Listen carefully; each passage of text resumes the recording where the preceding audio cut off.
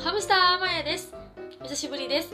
今回はフィリピンで買い物するときに役に立つ5つの表現を教えたいなと思ってます。では始めます。最初の表現はマガノです。マガノというのは日本語でいくらですかっていう意味です。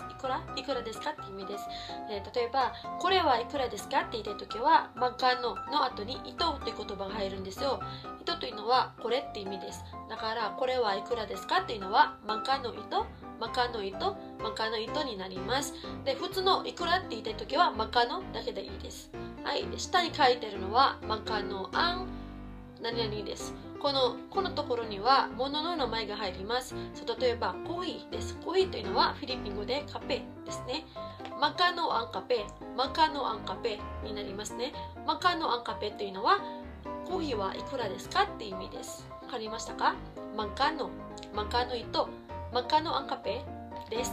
の表現は何々がありますかです。フィリピン語ではメロンバーカヨン何々です。メロンバーカヨン何々です。メロンの代わりにマイロオンでも OK です。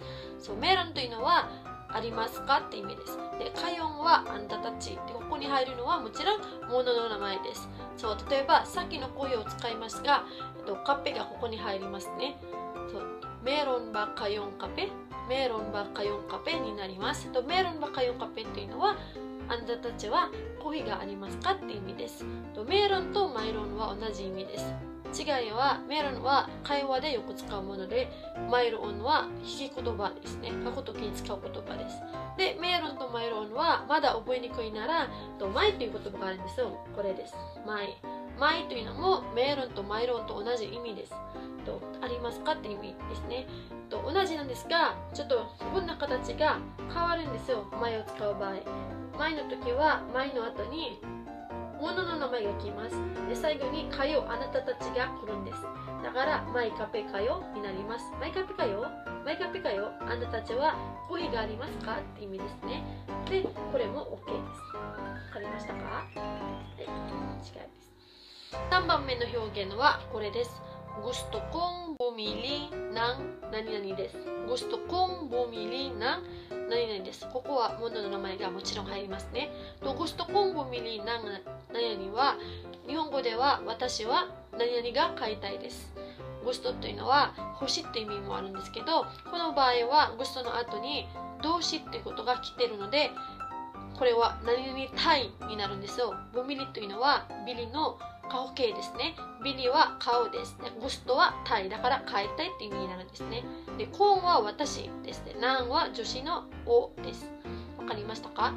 例えば、さっきのまたコーヒーを使います。はい。私はコーヒーが買いたいです。私はコーヒーが買いたいですって言ったときは、ゴストコンボミリナンカペです。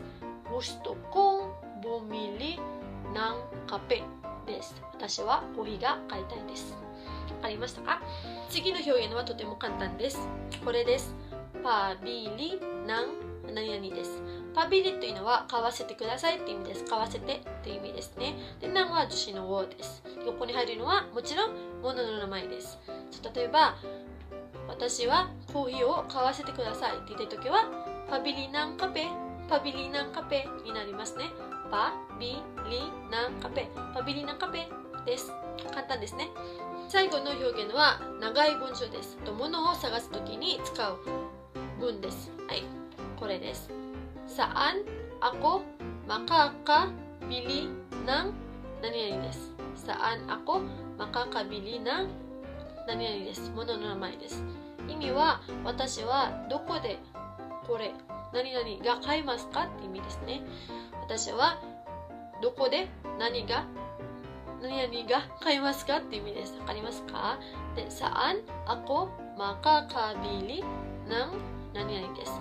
saanというのはどこって意味ですね。akoは私ですね。makakabiliはビリのポテンシャルフォーム、can buy 買えるって意味ですね。買うことができるって意味です。で、なんは wo です。で、ここに入るのは物の名前です。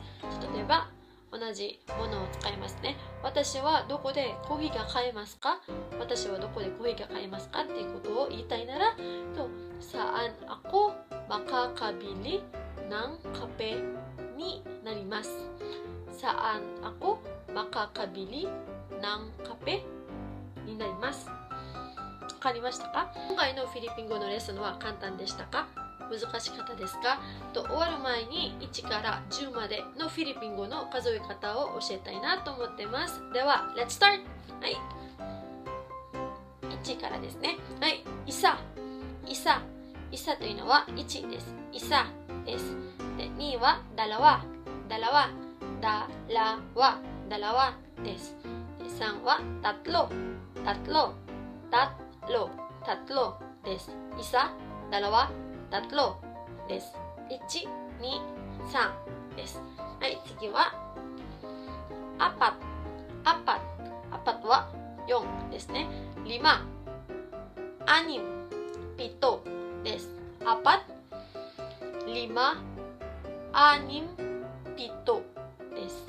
アパト、5、6、7、4、5、6、7です。